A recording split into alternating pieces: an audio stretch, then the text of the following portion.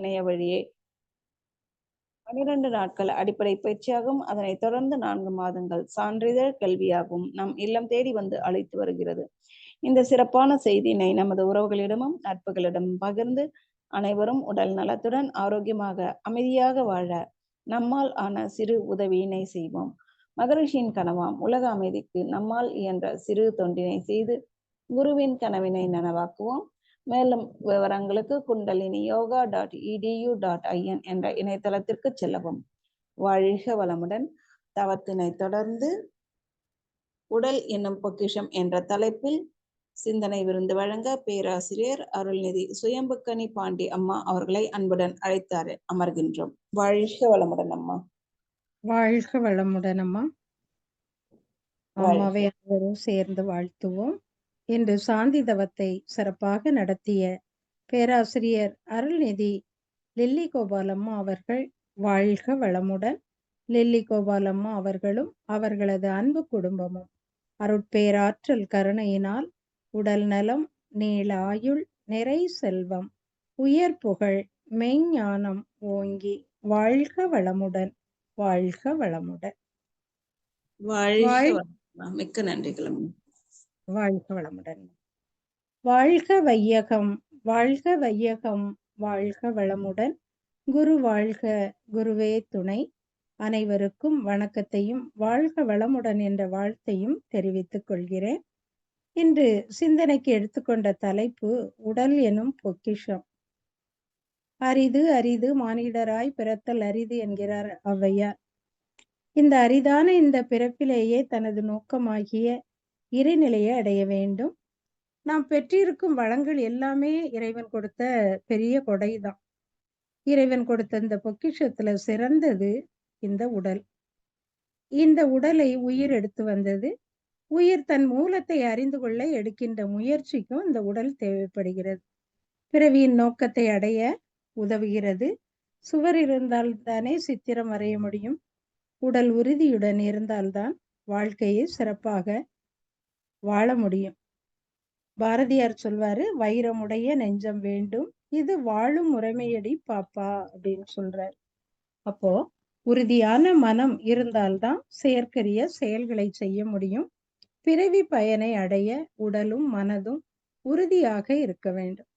எனவே உடலை உயர்வாக கருதி சீர்கேடு அடையாமல் போற்றி பாதுகாக்க வேண்டும். அப்போதுதான் நம்முடைய ஆன்மீக பயணம் தடைபடாமல் இருக்கும். நோயற்ற வாழ்வே குறைவற்ற செல்வம் என்கிறார் ஔவையார்.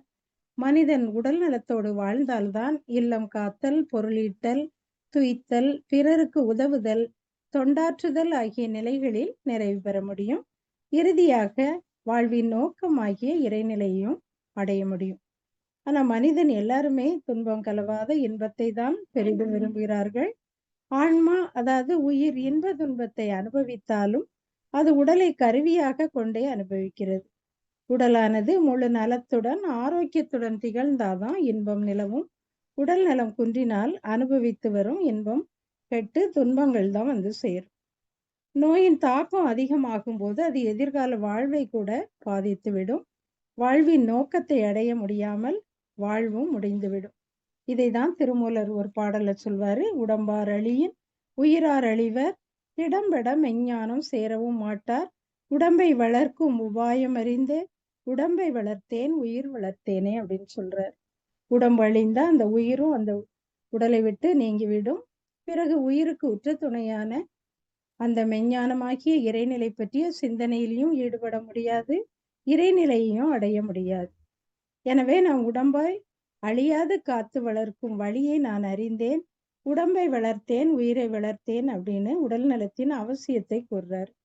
இன்னொரு பாடல்ல, உடம்பினை முன்னம் இழுக்கென்றிருந்தேன், உடம்பின் உள்ளே உருபொருள் கண்டேன், உடம்புள்ளே உத்தமன் கோயில் கொண்டான் என்று உடம்பினை யான் இருந்து ஓம்புகின்றேனே அப்படின்னு சொல்றாரு. அப்போ முன்னால உடம்பினை பாவத்தின் சுமை என்று எண்ணினேன், அந்த உடம்புக்குள்ளே இறைநிலையை கண்டேன், உடம்பினுள்ளே இறைநிலை கோயில் கொண்டு இருக்கிறது, எனவே உடம்பை பேணி காத்து வருகிறேன் அப்படின்னு திருமூலர் சொல்றார். இப்போ உடல் நோயிற்றால் அந்த உடலை பாதிப்பதோடு ஆற்றுவதற்கான செயல் திறத்தையும் பாதிக்க செய்கிறது. சமுதாயத்தோடு நல்ல முறையில் தொடர்பு கொள்ள இயலாமல் செய்து விடுகிறது. ஒரு கதை பார்க்கலாம். ஒரு அரசர் ரொம்ப சாப்பாடு மேல அவருக்கு ரொம்ப விருப்பம். எப்பவும் சமையல்காரர விதவிதமா சமையல் செய்து தர சொல்லி அளவுக்கு அதிகமான உணவை சாப்பிடுவார். அதனால அவருடைய உடல் மிகவும் பருமனாகி நடக்க முடியாத அளவுக்கு ஆகி தன்னுடைய அன்றாட வேலைகளை கூட செய்ய முடியாமல் ஆயிட்டார். அரசரை அரண்மனை வைத்தியர் பார்த்துவிட்டு இவரை குணமாக்க முடியாது அப்படின்னு சொல்றாரு. மற்ற வைத்தியர்களும் இவரை குணமாக்க முடியாது அப்படின்னு சொல்றாங்க. ஏன்னா அவரால பெட்ல இருந்து கூட எழும்ப முடியாத அளவுக்கு அவர் பருமனாகி காலை கூட ஊன முடியாத அளவுக்கு ஆயிடுறார். அப்ப என்ன செய்வது அப்படின்னு தெரியாம இருக்கக்கூடிய நேரத்துல அந்த ஊருக்கு ஒரு துறவி வராரு. அவர்கிட்ட போய் அமைச்சர் அரசரை பற்றி சொல்றாரு. அவரை அரசரை குணமாக்க முடியுமான்னு கேட்கிறாரு. அதுக்கு முனிவர் சரி குணமாக்கிடலாம். ஆனா ஒரு கண்டிஷன், அரசர் நடந்தே தான் என்னுடைய இருப்பிடத்துக்கு வரணும். அது மாலை 5 மணிக்குள்ள வரணும் அப்படின்னு சொன்னாராம். இதை கேட்ட அரசரும் மிகவும் கஷ்டப்பட்டு நடந்து அவர் வீட்டுக்கு வர்றதுக்கு பார்க்குறாரு. ஆனா மாலை 5 மணிக்குள்ள வரவே முடியல. பல நாட்கள் நடந்து வராரு. மாதக்கணக்காகுது. அப்புறம் ஒரு நாள் 5 மணிக்குள்ள துறவிய பார்க்குறாரு. துறவி சொல்றாரு, இதுதான் உங்களுக்கு ட்ரீட்மெண்ட்டு. அதாவது நீங்க அளவோடு சாப்பிட்டு தினந்தோறும் நடைப்பயிற்சி செய்யணும். அப்பதான் உங்க உடல் ஆரோக்கியமா இருக்கும் அப்படின்னு சொல்றாரு. அதை தான் சொல்லுவாங்க பசித்து புசின்னு. டாக்டர் போவிசா என்பவர் சொல்வாரு, பட்டினியால் வாடி ஒருவர் இறப்பதற்கு முன்பாக பசியின்றி உண்டு 100 பேர் இறந்து விடுகிறார்கள். எப்பவுமே உடலுக்கும் உயிருக்கும் இடையே பிணக்கு வறுமையானால் நோய் தான் வரும். அதனால உயிருக்கும் உடலுக்கும் பிணக்கு வராமல் நம்ம பார்த்துக்கொள்ளணும். பல்லாயிரக்கணக்கான ஆண்டுகளாக தொடர்ந்து வந்த பரிணாமத்தில் மனித உடல் முழுமையாக கட்டப்பட்டிருக்கு. அப்ப மனிதனாக வந்ததன் நோக்கம் இந்த உலக இன்பத்தை அனுபவிப்பதற்காகவோ புலன் கவர்ச்சியால் சிக்குண்டு இருப்பதற்காகவோ அல்ல. தனது மூல நிலையான அந்த இறைநிலையை அடைவதுதான் நோக்கம். மழை நீர், குளத்து நீர், ஆற்று நீர் எதுவா இருந்தாலும் அதனுடைய முடிவு கடலை அடைவது என்பதை போல மனிதனின் முடிவு இறைநிலையை அடைவதுதான். ஆனா இறைநிலையை எளிதில் அடைந்திட முடியாது. மனிதன் இயற்கையிலிருந்து அப்படியே நேரடியா தோன்றிவிடவில்லை. அந்த விலங்கினத்தின் வித்தெடுத்து வந்துள்ள மனிதனிடம் விலங்கின பதிவு அதிகமா இருக்கு. விலங்கினங்களுக்கு தனக்கு தேவையான உணவை தானே உற்பத்தி செய்து கொள்ள தெரியாது. அதனால அது பிற உயிர்களை கொன்று உணவாக உட்கொண்டு வாழ்கின்றன. பிற உயிரை துன்புறுத்துதல், கொலை செய்தல், அதனுடைய உடலை திருடுதல், அதாவது உணவாக கொள்ளல், பிற உயிர்கள் வாழும் சுதந்திரத்தை பறித்தல் என்ற 4ம் விலங்கினத்தின் தன்மைகளாக கொள்ளலாம். அப்ப அந்த விலங்கினத்தின் தன்மைகள் தான் கருத்தொடர் வழியாக மனிதனிடத்திலேயும் வந்துள்ளது. இந்த பதிவுகளோடு முதல் மனிதனிலிருந்து இன்று வரை ஆற்றிய எண்ணங்கள் மற்றும் செயல் பதிவுகளும் உள்ளடங்கியிருக்கு. இந்த பதிவுகளை தான் வினைப்பதிவுகள் என்று சொல்றோம். வினைப்பதிவுகளை கழித்து கொண்டு இறைநிலையை அடைய அந்த உயிர் தான் உடலை கட்டி கொண்டது. அப்ப இதைத்தான் திருமூலர் பட்டினத்தார் சொல்வாரு, வினைப்பதிவே ஒரு தேகம் கண்டாயின்னு சொல்வார். மனிதனின் பிறப்பு என்பதே வினைப்பதிவின் தொடர்தான். இறைநிலையை அடைய வினைப்பதிவுகளே தடையா அமைந்திருந்து அப்ப வினைப்பதிவுகளை போக்கிக் கொள்ள முயற்சிக்கும் போதே உயிர் எனும் ஆன்மா புலன் மயக்கத்தில் சிக்கொண்டு விடுது. வாழும் நோக்கத்தையே மறந்து விடுது.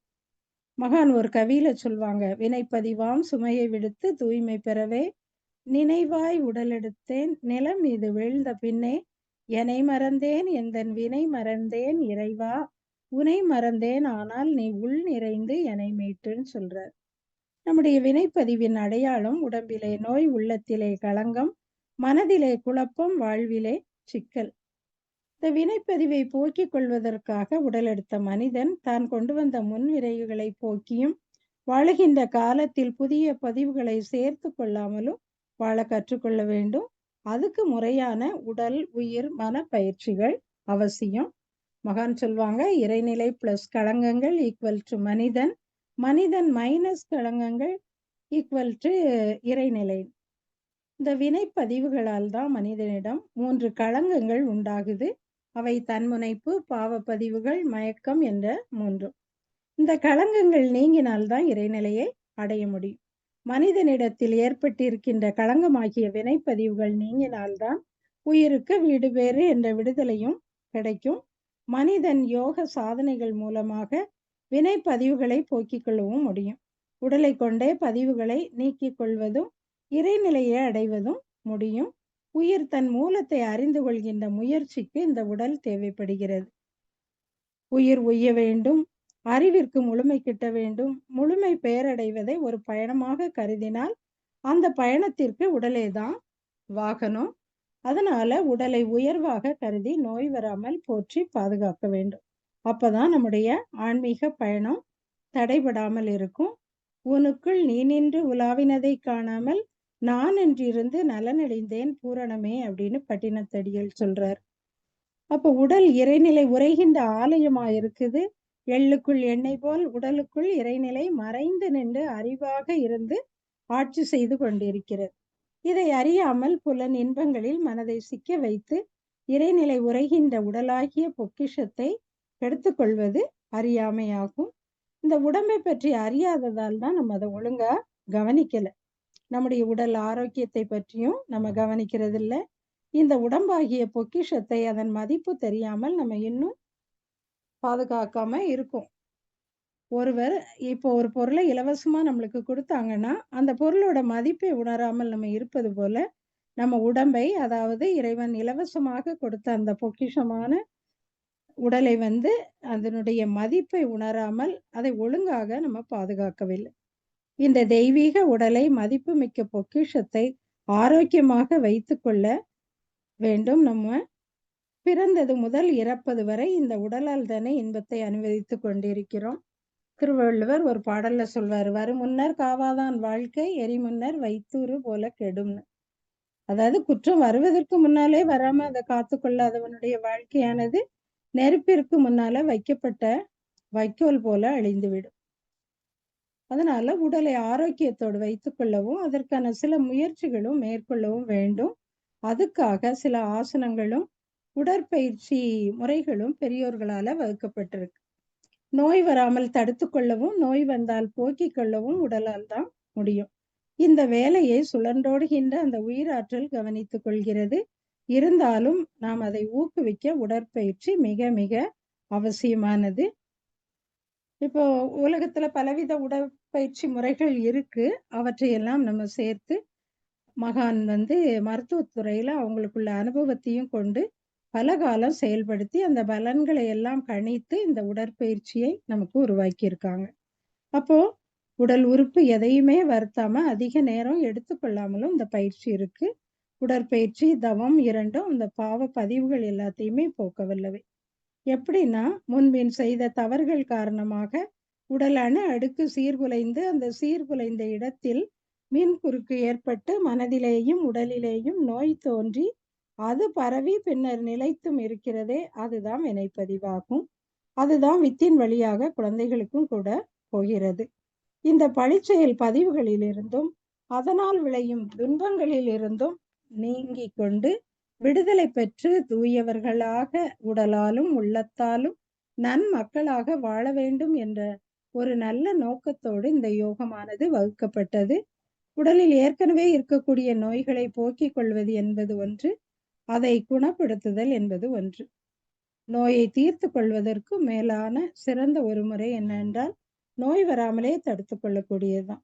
அப்படி தடுத்து கொள்ளக்கூடிய விழிப்பு, அதற்குரிய செயல் ஒழுங்குமுறைகள் இவற்றை கை கொண்டால் நோய் வந்த பிறகு தீர்த்து கொள்வதை விட தடுத்து கொள்வது சுலபமானது. உடல் நலமுடன் இருந்தாதான் மனமும் நலமுடன் இருக்கும். இந்த பருவுடலானது சிறு சிறு சிற்றறைகளால் அற்புதமாக கட்டப்பட்டிருக்கு. உடல் நலம் நன்றாக இருந்தால்தான் நாம் நலமாக வாழ முடியும். நம்ம அன்னை வயிற்றில் இருந்ததிலிருந்து இறுதி காலம் வரை இருதயம் தானே இயங்கி கொண்டிருக்கிறது. இதையும் சீராக இயங்கி நம் உடலையும் பராமரித்து கொண்டிருக்கிறது. இப்படி நம் உடலில் உள்ள அனைத்து உறுப்புகளும் எந்தவித எதிர்பார்ப்புமின்றி சீராக இயங்கி கொண்டிருக்கிறது.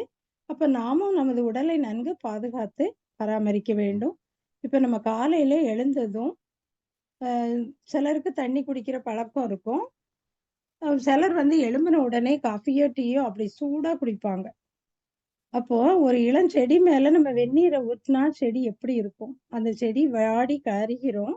அதே மாதிரி நம்ம சூடா எழும்பின உடனே சூடா காப்பியோ டீயோ குடிக்கும்போது அது நம்முடைய உணவு குழாயை தான் பாதிக்கும். உப்பு, காரம், புளிப்பு எல்லாமே அளவுக்கு அதிகமா சாப்பிட்டோம்னா அதுவும் நம்மள உடலை தான் பாதிக்கும். இப்ப நம்ம பிறருக்கு கொடுக்கக்கூடிய துன்பத்தை விட நம்ம உடலுக்கு துன்பத்தை அதிகம் கொடுக்கிறோம். உணவு முறையை நம்ம அதிகமா சாப்பிடுறதுனால, அந்த நேரம் தவறி சாப்பிடுறது எல்லாமே நம்ம உடலுக்கு கொடுக்கக்கூடிய துன்பம் தான். திருவள்ளுவர் சொல்வாரு, "எந்நன்றி கொன்றார்க்கும் உய்வுண்டாம் உய்வில்லை, செய் நன்றி கொன்ற மகற்கு" அப்படின்னு. அப்ப நம்முடைய உடல் நமக்கு எவ்வளவோ நன்மைகளை செய்து கொண்டு தான் இருக்கு. நம்ம அந்த உடலுக்கு நன்றி செலுத்துகிறோமா என்றால் இல்லை. பொக்கிஷமான இந்த உடலை கொடுத்த இறைநிலைக்கு நன்றி சொல்றோமானா அதுவும் இல்ல. இப்ப மனவளக்கலைக்கு வந்த பிறகுதான் நம்ம உறுப்புகளுக்கு எல்லாருக்குமே எது எல்லா ஜீவராசிகளுக்கும் எல்லாருக்குமே அந்த பிரபஞ்சத்துக்கு எல்லாத்துக்குமே நன்றி சொல்லணும் அப்படிங்கிறத நம்ம தெரிஞ்சுக்கிட்டோம். நம்ம உடலால் அடையும் நன்மைகளை புரிந்து கொண்டு அந்த உடலை பாதுகாக்க வேண்டும். அப்ப உடலுக்கு கொடுக்கிற துன்பம் இறைவனுக்கு தான் கொடுக்கிறோம் அப்படிங்கிறத நம்ம உணரணும். இறைவனுக்கு நாள்தோறும் நம்ம நன்றி சொல்லணும். திருமூலர் சொல்வார், "உள்ளம் பெருங்கோயில் ஊனுடம்பு ஆலயம் வள்ளல் பிரானார்க்கு வாய் கோபுர வாசல் தெள்ளத் தெளிந்தார்க்கு சீவன் சிவலிங்கம் கள்ள புலனைந்தும் காளாம் அணிவிளக்கே" அப்படின்னு சொல்றார். இப்போ ஒரு கட்டிடம் ஸ்ட்ராங்கா அமையணும்னா அதனுடைய ஃபவுண்டேஷன் தான் முக்கியம். நம்ம உடம்புல 206 எலும்புகள் இருக்கிறது. அந்த எலும்பு ஸ்ட்ராங்கா இருந்தா தான் உடல் உறுப்புகளை அது தாங்குவதோடு மனிதனுக்கு நல்ல தோற்றத்தையும் கொடுக்குது. நல்ல உடல் இயங்குவதற்கும் அது உதவுது. இப்ப நம்ம ஒரு செல்போன் வாங்குறோம் 10,000, 20,000, 50,000 அப்படின்னு விலை கொடுத்து வாங்குறோம். அப்ப அந்த செல்போனை நம்ம தண்ணி படக்கூடாது, கீழே விழக்கூடாது அப்படின்னு அது அவ்வளவு நல்ல கவர் போட்டு பத்திரமா பாதுகாக்கிறோம். அதே மாதிரி நம்முடைய உடலாகிய பொக்கிஷத்தை கவனிக்கிறோமான்னா இல்ல. உடல் ஸ்ட்ராங்கா இருந்தாதான் நம்ம நல்லா வேலை செய்ய முடியும். நம்முடைய அன்றாட கடமைகளை செய்ய முடியும். உடல்ல இயங்கிக் கொண்டு இருக்கும் அந்த இரத்த ஓட்டம், வெப்ப ஓட்டம், காற்றோட்டம் என்ற மூன்றும் தங்கு தடையின்றி சீராக இயங்க வேண்டும். அப்பதான் உயிரோட்டம் சீராக இருக்கும். உடலுக்கும் உயிருக்கும் உறவு இனிமையாக இருக்கும். அப்ப இந்த உடலை ஆரோக்கியமாக வைத்துக் கொள்ளவும் வினைப்பதிவுகளை நம்ம போக்கவும் உடற்பயிற்சி நாள்தோறும் செய்யணும். உயிரை வளப்படுத்துவதற்கான காயகல்ப பயிற்சியினையும் நம்ம செய்யணும். அரும்பு கோணிடில் அது மனம் குன்றுமோ, கரும்பு கோணிடில் கட்டியும் பாகுமாம், இரும்பு கோணிடில் யானையை வெல்லலாம், நரம்பு கோணிடில் நாம் அதற்கு என் செய்வோம் என்று இந்த விவேக சிந்தாமணி நூல்ல கூறப்பட்டிருக்கு. அதாவது உடல் நலத்தின் அவசியத்தையும் நோயின்றி வாழ்வதன் முக்கியத்துவத்தையும் உணர்த்துது. இப்ப காயகல்ப பயிற்சி நம்ம செய்யறதுனால நோய் இல்லாமல் வாழலாம், இளமையோடு இருக்கலாம், முதுமையை தவிர்க்கலாம், மரணத்தை தள்ளி போடலாம். அசைது கெட்டது மனது, அசையாமல் கெட்டது உடல்னு மகான் சொல்லுவாங்க. இப்ப பழைய காலத்துல எல்லாம் வீட்டுல அம்மி, ஆட்டோரல், உரல், அந்த மாவு திரிக்கிறதுக்கு திருவல் எல்லாமே இருக்கும். அதுலதான் எல்லாமே அரைக்கிறது, ஆட்டுறது, இடிக்கிறது, அதே மாதிரி துணி எல்லாம் துவைக்கிறது நம்ம கையினால செய்வோம். உடல் உழைப்பு இருந்தது. அப்ப எல்லாருக்குமே நல்ல ஆரோக்கியமா இருந்தாங்க. ஆனா இப்ப அப்படி இல்லை. அந்த விஞ்ஞான வளர்ச்சி பற்றி அந்த காலத்திலே ஒரு திரைப்பட பாடல்ல ஒரு பாடல் நம்ம கேட்டிருப்போம். "விஞ்ஞானத்தை வளர்க்க போறேண்டி, மேல் நாட்டாரை விருந்து கிளைத்து காட்ட போறேண்டி, நெல்லு குத்த மாவு அரைக்க நீர் இறைக்க மிஷினு, கொல்லப்புறத்துல குழாய் வைக்கணும், குளிரு மிஷினும் வைக்கணும், பள்ளிக்கூடத்துக்கு பிள்ளைகள் போகாம படிக்க கருவி வைக்கணும்" அப்படின்னு சொல்லி ஒரு பாட்டுல வரும். அப்போ இந்த விஞ்ஞான வளர்ச்சியினால இப்ப எல்லாத்துக்குமே மிக்ஸி, கிரைண்டர், வாஷிங் மிஷின் எல்லாமே, பாத்திரம் கழுவுறதுக்கு மிஷின் எல்லாமே இயந்திரங்களை வந்ததுனால நம்முடைய உடலுக்கு அசைவும் கிடையாது, உடல் உழைப்பும் கிடையாது. அதனாலதான் நோய்கள் பல உருவாகுது. இந்த நோய் காரணமாக மருத்துவர்கிட்ட போனோம்னா உடனே எக்ஸசைஸ் செய்யுங்க, வாக்கிங் போங்க, உடனே யோகா கத்துக்கிடுங்க, அதுபடி நீங்க செய்தீங்கன்னா உங்க உடல் ஆரோக்கியமா இருக்கும் அப்படின்னு சொல்லுவாங்க.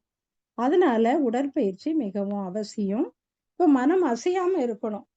ஆனா அந்த மனம் எப்போதும் எண்ணங்களால வியாபாரம் செய்து அது சுத்திக்கிட்டே தான் இருக்கும். அந்த மனதை வளப்படுத்த, உடலை ஆரோக்கியமாக வைக்க அகத்தவம், அகத்தாய்வு செய்து வளப்படுத்தணும். வாழ்க்கை என்னும் ரதத்தில் மனதை அரியணையில் ஏற்றக்கூடாது. அப்போது மனம் அரியணையில் ஏறி நம்மை அதன் இஷ்டத்துக்கு ஆட்சி செய்கிறது.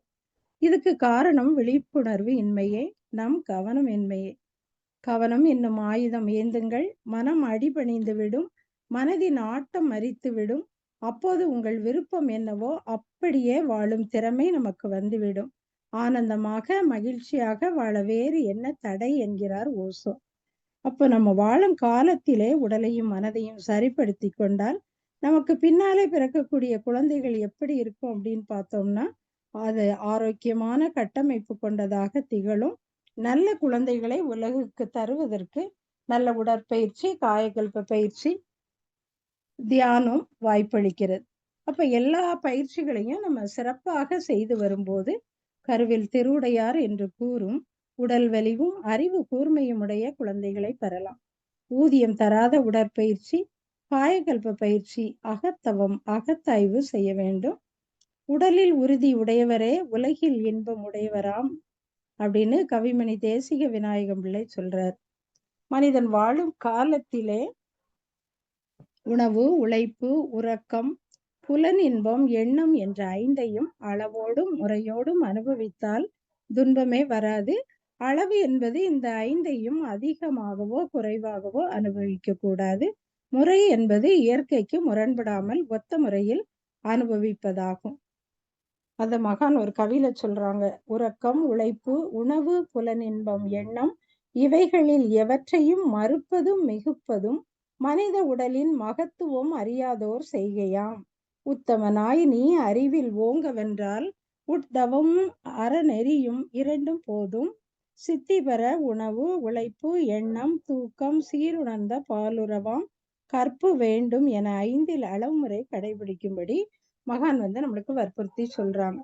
இப்போ முதல்ல உணவு அப்படின்னு பார்த்தோம்னா, உடல் இயக்கத்தாலும் உழைப்பாலும் வீணாகும் ஆற்றலை மீட்டுக்கொள்ள உள்ள வழிகள்ல மிக முக்கியமானது உணவு. உடலை இயக்குவதற்கு தேவையான ஆற்றல் உணவிலிருந்து தான் கிடைக்குது. உணவை குறைவாக சாப்பிட்டால் உடலுக்கு தேவையான ஆற்றல் கிடைக்காது. அதனால உணவை அலட்சியப்படுத்தக்கூடாது. உணவை அதிகமா சாப்பிட்டா உணவு செரிக்காமல் முன்குறுக்கு ஏற்பட்டு நோய்களை தான் உண்டாக்கும். இப்ப மதிய உணவின் அளவு அன்னமும் காய்கறிகளும் கூடி அரை, மோர் நீர் கூடி கால் ஆக 3/4 வயிறு உண்ண வேண்டும். 1/4 வயிறு வெற்றிடமா இருக்கணும். இப்போ ஒருவர் எந்த அளவு உணவு உட்கொள்ள வேண்டும் என்றால், அடுத்த வேளை உணவு உண்ணுவதற்கு 1 மணி நேரம் முன்னதாகவே பசி இருக்க வேண்டும். அதுதான் கடைபிடிக்க வேண்டிய அளவு. இப்போ உழைப்புன்னு எடுத்தோம்னா, உழைப்பு அளவோடு இருக்கணும். அளவுக்கு மீறிய உழைப்பு உடல் ஆற்றலை வீணாக்கும், அனைத்து நோய்களையும் உண்டு பண்ணும். உழைப்பின்மை சோம்பலை வளர்க்கும், உடற்கருவிகளின் செயல்திறனை குறைத்து இரத்த ஓட்டத்தையும் தாமதப்படுத்தும். அதே சமயம் உடல்ல நடைபெற ரசாயன மாற்றங்களால் விளைகின்ற கழிவு பொருட்கள் உடலை விட்டு முழுமையாக வெளியேறாமல் உடலில் தங்கி நோய்களை உண்டு பண்ணும். இப்ப அலுவலகத்திலலாம் மூளையை கொண்டு அந்த வேலை செய்தே பழக்கப்பட்டவர்கள் திடீர்னு அவங்க உடல் உழைப்பு அதிகம் செய்தால் அது இயற்கைக்கு முரண்பட்டு அவங்களுக்கு துன்பத்தை தான் தருது. அதே சமயம் உழைப்புல அளவு முறையும் கண்டிப்பா வேண்டும். அடுத்தது உறக்கம். உடலுக்கு ஓய்வை தருவதுதான் உறக்கம். இயற்கை மனிதனுக்கு உறக்கத்தை கொடுத்து அதே நேரத்துல உடலை பழுது பார்த்து உடல் ஆற்றலை புதுப்பிக்கிறது.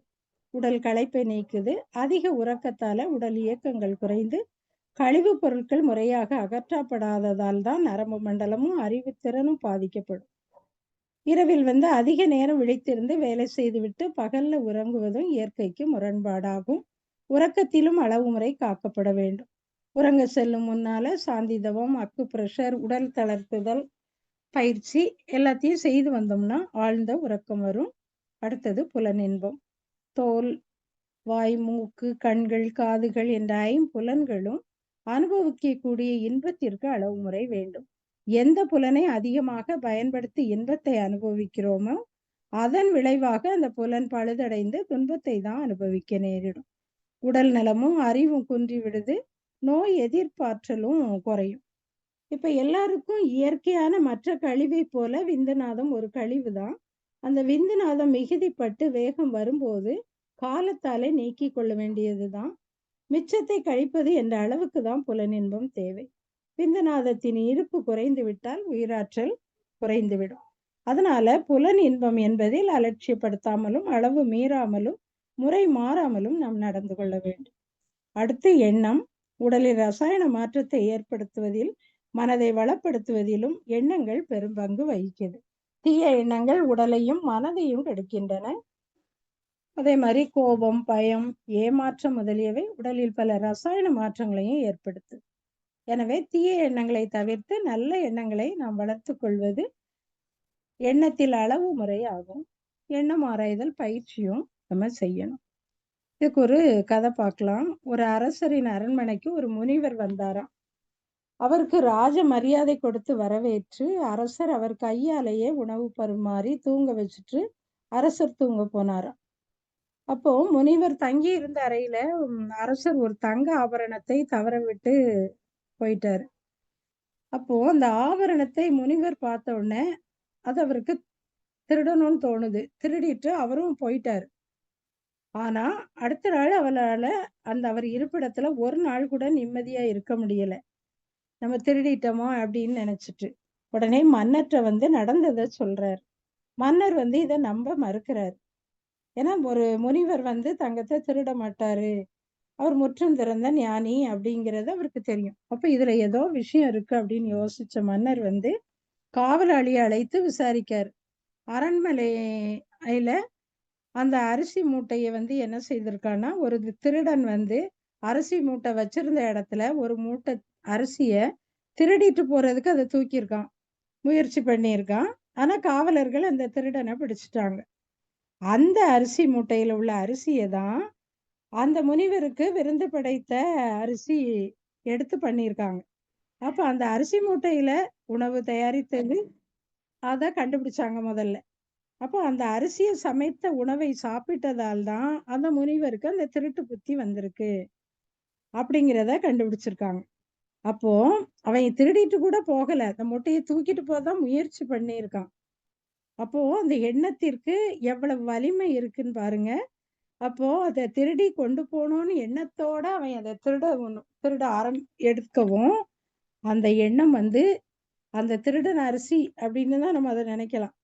அப்போ அந்த எண்ணத்திற்கு அந்த வலிமை, அந்த திருட்டு புத்தி, அந்த குணம் அந்த அரிசியிலையும் அந்த எண்ணம் பதியும். அப்ப எப்பவுமே ஒரு செயலை நம்ம செய்யும் போது அதை நல்ல எண்ணத்தை தான் நம்ம எப்போதுமே மனதுல கொள்ளணும். தீய எண்ணத்தை நம்ம மனசுல விடவே கூடாது. அதாவது எண்ணம், சொல், செயலால நம்ம என்ன நினைச்சாலும் அது தப்பாதான் வரும், அதுதான் பாவமாகவும் வருது. அப்போ நம்ம அந்த எண்ணத்தை எப்போதுமே நம்ம நல்ல எண்ணத்தையே மனதில் கொள்ள நம்ம பழக்கணும். அப்போ உணவு, உழைப்பு, உறக்கம், புலனின்பம், எண்ணம் என்ற 5லும் அளவு முறை காத்து வாழும்போது உடலை ஆரோக்கியமாக வைத்துக் கொள்ளலாம். இந்த சமுதாயத்தினாலே ஆக்கப்பட்ட இந்த உடல், வளர்க்கப்பட்ட அறிவு, இந்த 2ம் சமுதாயத்தினுடைய பொக்கிஷம், சமுதாயத்தினுடைய சொத்துன்னு சொல்லலாம். அத மகான் ஒரு கவியில சொல்றாங்க, உடல் நலம் அறிவின் உயர்வுமே பெருநிதி, கடமையின் சிறப்பே களங்கமில்லா வாழ்வு. அப்ப உடலை பாதுகாத்து கொள்வது அப்படின்னு நம்ம சொன்னா சமுதாயத்தினுடைய சொத்து பராமரிக்கப்படுகிறது அப்படின்னு தான் பொருள். பிள்ளைகளுக்கு நம்ம சிறு வயதிலேயே நல்ல கல்வி அறிவு, ஆன்மீக கல்வி, நல்ல பழக்க வழக்கங்களை நம்ம கற்றுக் கொடுக்கணும். தான், குடும்பம், சுற்றம், ஊரார், உலகத்திற்கு ஆற்ற வேண்டிய கடமைகளை சிறப்பாக செய்வதற்கு உடலை ஆரோக்கியமாக நாம் வைத்துக் கொள்ள வேண்டும். இறைவன் கொடுத்த உடல் என்னும் பொக்கிஷத்தை பாதுகாப்போம், ஆரோக்கியமாக வைத்துக் கொள்வோம். நாள்தோறும் உடற்பயிற்சி, காயகல்ப பயிற்சி, அகத்தவம், அகத்தாய்வு பயிற்சிகளை செய்து சிறப்பாக வாழ்வோம். எனக்கு வாய்ப்பளித்த ஸ்கை ஆன்லைன் பொறுப்பாளர்களுக்கும் மற்றும் அனைத்து மெய்யன்பர்களுக்கும் எனது நன்றியை தெரிவித்துக் கொள்கிறேன். வாழ்க வளமுடன், வாழ்க வளமுடன். வாழ்க வளமுடன்மா. மிகவும் சிறப்பான சிந்தனைமா. வாழ்க வளமுடன். மிக சிறப்பாக நமக்கு சிந்தனை விளக்கம் அளித்த பேராசிரியர் அருள்நிதி சுயம்புக்கனி பாண்டி அம்மா அவர்களை வாழ்த்துவோம். பேராசிரியர் அருள்நிதி சுயம்புக்கனி பாண்டி அம்மா அவர்களும் அவர்கள் தம் அன்பு குடும்பமும் அருட்பேராற்றல் கருணையினால் உடல் நலம், நீளாயுள், நிறை செல்வம், உயர்ப்புகள் மெய்ஞானம் ஓங்கி வாழ்க வளமுடன், வாழ்க வளமுடன், வாழ்க வளமுடன். ஸ்கை ஆன்லைன் மெடிடேஷன் தினசரி நிகழ்வுகள் பற்றிய அறிவிப்புகள். காலை 5 மணிக்கு மகர்ஷி அவர்களின் பாடல்கள், 5:30க்கு தவம், தொடர்ந்து 6 மணிக்கு வீடியோ அண்ட் ஆடியோவில் உடற்பயிற்சி வகுப்பு நடைபெறும். அதனை பார்த்து கொண்டே நாம் பயிற்சி செய்வோம். மாலை 6 மணிக்கு மகரிஷி அவர்களுடைய பாடல்கள், மாலை 6:25க்கு மாலை காயகல்பம், 6:30க்கு தவம், 7 மணிக்கு சிந்தனை வந்து, 7:30க்கு உலக நலவாழ்த்துடன் நிகழ்ச்சிகள் நிறைவு பெறுகின்றன. பிரதி சனி மாலை தவத்தினை தொடர்ந்து 7 மணி முதல் 7:30 மணி வரை ஐயம் தெளிதல் நிகழ்வு நடைபெறும். பிரதி ஞாயிறு மாலை 7 மணி முதல் 7:30 வரை சிறப்பு சிந்தனை நடைபெறும். உலக நலவாழ்த்து. உலகமெல்லாம் பருவமழை ஒத்தபடி பெய்யட்டும், உழவரெல்லாம் தானியத்தை உவப்புடனே பெருக்கட்டும், பல தொழில்கள் புரிகின்ற பாட்டாளி உயரட்டும், பகுத்துணர்வில் தொகுத்துணர்வு பண்பாட்டை உயர்த்தட்டும், கலகங்கள் போட்டி பகை கடந்தாட்சி நடக்கட்டும், கல்லாமை கடன் வறுமை கலங்கங்கள் மறையட்டும், நலவாழ்வை அளிக்கும் மெய்ஞான ஒளி வீசட்டும், நம் கடமை அறவாழ்வின் நாட்டத்தே சிறக்கட்டும், நம் கடமை அறவாழ்வின் நாட்டத்தே சிறக்கட்டும், நம் கடமை அறவாழ்வின் நாட்டத்தே சிறக்கட்டும். வாழ்க வையகம், வாழ்க வையகம், வாழ்க வளமுடன். மனமகிழ்வோடு இன்றைய நிகழ்வினை நிறைவு செய்து கொள்வோம். அனைத்து அன்பர்களுக்கும் நன்றி. வாழ்க வளமுடன், வாழ்க வளமுடன்.